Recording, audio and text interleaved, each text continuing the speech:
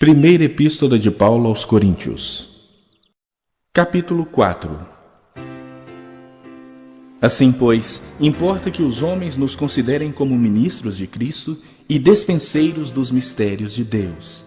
Ora, além disso, o que se requer dos despenseiros é que cada um deles seja encontrado fiel.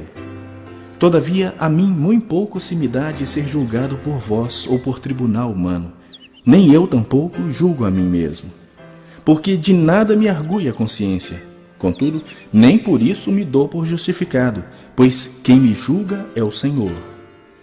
Portanto, nada julgueis antes do tempo, até que venha o Senhor, o qual não somente trará à plena luz as coisas ocultas das trevas, mas também manifestará os desígnios dos corações. E então, cada um receberá o seu louvor da parte de Deus. Estas coisas, irmãos, apliquei-as figuradamente a mim mesmo e a Apolo por vossa causa, para que, por nosso exemplo, aprendais isto. Não ultrapasseis o que está escrito, a fim de que ninguém se ensoberbeça a favor de um em detrimento de outro. E que tens tu que não tenhas recebido? E se o recebeste, por que te vanglorias como se o não tiveras recebido? Já estáis fartos, já estáis ricos. Chegastes a reinar sem nós. Sim, tomara reinasseis, para que também nós viéssemos a reinar convosco. Porque a mim me parece que Deus nos pôs a nós, os apóstolos, em último lugar, como se fôssemos condenados à morte, porque nos tornamos espetáculo ao mundo, tanto a anjos como a homens. Nós somos loucos por causa de Cristo, e vós sábios em Cristo. Nós fracos e vós fortes, vós nobres e nós desprezíveis. Até a presente hora sofremos fome e sede e nudez, e somos esbofeteados, e não temos morada certa, e nos afadigamos trabalhando com as nossas próprias mãos. Quando somos injuriados, bendizemos. Quando perseguidos, suportamos. Quando caluniados, procuramos conciliação. Até agora, temos chegado a ser considerados lixo do mundo, escória de todos.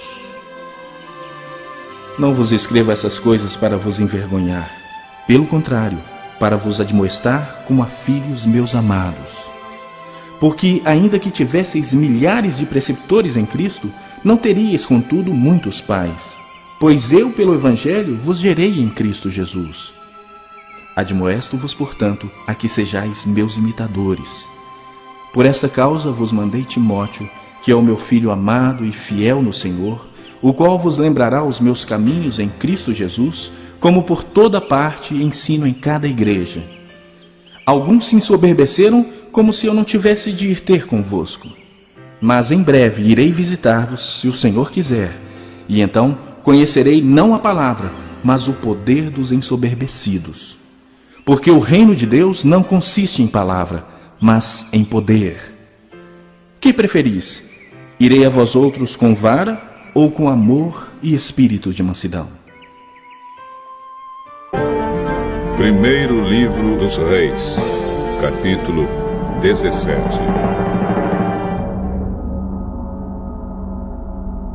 Um profeta chamado Elias de Tisbé, na região de Gileade, disse ao rei Acabe: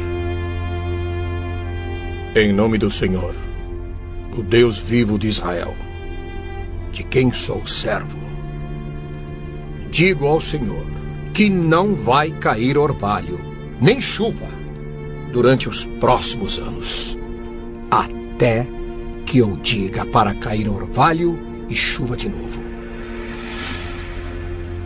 Então o Senhor Deus disse a Elias: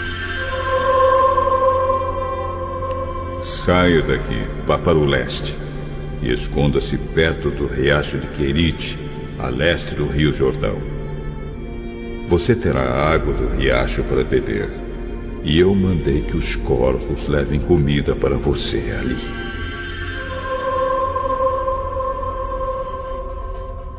Elias obedeceu à ordem do Senhor e foi, e ficou morando perto do riacho de Querite.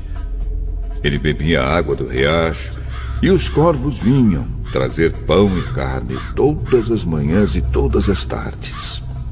Mas algum tempo depois o riacho secou por falta de chuva. Então o Senhor Deus disse a Elias: apronte-se e vá até a cidade de Sarepta, perto de Sidom, e fique lá. Eu mandei que uma viúva que mora ali dê comida para você. Então Elias foi para Sarepta. Quando estava chegando ao portão da cidade, ele encontrou a viúva que estava catando lenha. Elias disse a ela: por favor, me dê um pouco de água para eu beber. Quando ela ia indo buscar a água, ele a chamou e disse: e traga pão também, por favor. Juro pelo seu Deus vivo, o Senhor, que não tenho mais pão. Só tenho um punhado de farinha de trigo numa tigela e um pouco de azeite no jarro. Estou aqui catando uns 2 pedaços de pau para cozinhar alguma coisa para mim e para o meu filho. Vamos comer e depois morreremos de fome. Não se preocupe. Vá preparar a sua comida. Mas primeiro, faça um pãozinho com a farinha que você tem e traga-o para mim. Depois, prepare o resto para você e para o seu filho. Pois o Senhor, o Deus de Israel, diz isto: não acabará a farinha da sua tigela, nem faltará azeite no seu jarro, até o dia em que eu, o Senhor, fizer cair chuva. Então a viúva foi e fez como Elias tinha dito. E todos eles tiveram comida para muitos dias. Como o Senhor havia prometido por meio de Elias, não faltou farinha na tigela, nem azeite no jarro. Algum tempo depois, o filho da viúva ficou doente. Ele foi ficando cada vez pior e acabou morrendo. Então ela disse a Elias: homem de Deus, o que o Senhor tem contra mim? Será que o Senhor veio aqui para fazer com que Deus lembrasse dos meus pecados e assim provocar a morte do meu filho? Dê-me o seu filho. Então pegou o menino dos braços da mãe e o levou para o andar de cima, para o quarto onde estava morando, e o colocou na sua cama. Então orou em voz alta assim: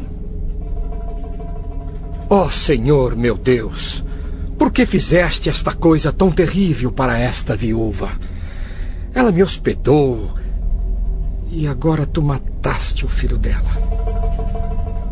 Aí Elias se deitou em cima do menino 3 vezes e orou deste modo: ó Senhor, meu Deus, faze com que esta criança viva de novo. E o Senhor Deus respondeu à oração de Elias. O menino começou a respirar outra vez e tornou a viver. Elias pegou o menino e o levou para baixo, para sua mãe, e disse: veja, o seu filho está vivo. Agora eu sei que o Senhor é um homem de Deus e que Deus realmente fala por meio do Senhor. Amós, capítulo 1. Esta é a mensagem a respeito do povo de Israel que Deus deu a Amós, pastor de ovelhas da cidade de Tecoa. Isso aconteceu 2 anos antes do terremoto, quando Uzias era rei de Judá e Jeroboão, filho de Joás, era rei de Israel. Amós disse: do monte Sião, em Jerusalém, o Senhor Deus fala alto, e a sua voz parece o trovão. Os pastos murcham, e tudo seca no Monte Carmelo. O Senhor Deus diz: o povo de Damasco tem cometido tantos pecados, tantos mesmo, que eu tenho de castigá-los. Eles torturaram o povo de Gileade, fazendo passar sobre eles rodas com pontas de ferro. Por isso, eu vou pôr fogo no palácio do rei Hazael, e esse mesmo fogo destruirá também as fortalezas do rei Ben-Hadad. Arrombarei os portões da cidade de Damasco e acabarei com os governadores de Biquiat-Avém e de Bet-Eden. O povo da Síria será levado como prisioneiro para a terra de Kir. Eu, o Senhor, falei.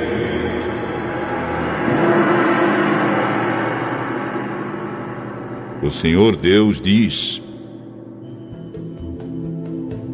o povo de Gaza tem cometido tantos pecados, tantos mesmo, que eu tenho de castigá-los. Eles levaram como prisioneiro todo o povo de uma região e os venderam como escravos ao povo de Edom.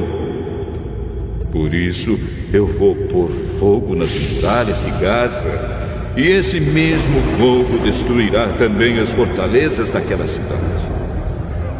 Vou acabar com os reis de Asdod e de Asquelon. Destruirei as cidades de Ecrom e acabarei com todos os outros filisteus. Eu, o Senhor, falei.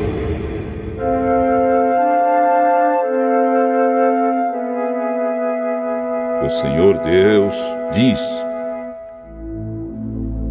o povo de Tiro tem cometido tantos pecados, tantos mesmo, que eu tenho de castigá-los. Levaram como prisioneiro para Edom todo o povo de uma região com o qual tinham feito um acordo de amizade. Por isso, eu vou pôr fogo nas muralhas de Tiro, e esse mesmo fogo destruirá também as fortalezas daquela cidade.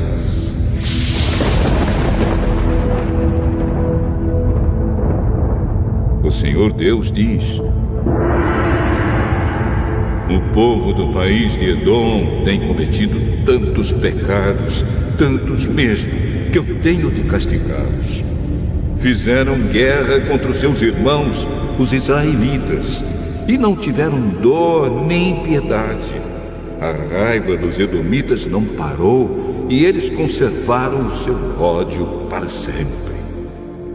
Por isso, eu vou pôr fogo na cidade de Temã, e esse mesmo fogo destruirá também as fortalezas de Bosra.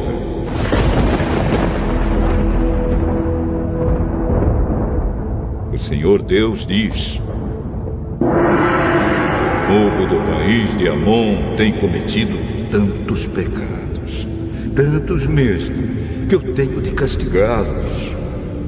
Na guerra para conquistar mais terras na região de Gileade, eles rasgaram as barrigas de mulheres grávidas. Por isso, eu vou pôr fogo nas muralhas de Rabá, e esse mesmo fogo destruirá também as fortalezas daquela cidade. Haverá batalhas violentas e gritos de homens lutando. O rei e as autoridades serão levados como prisioneiros. Eu, o Senhor, falei.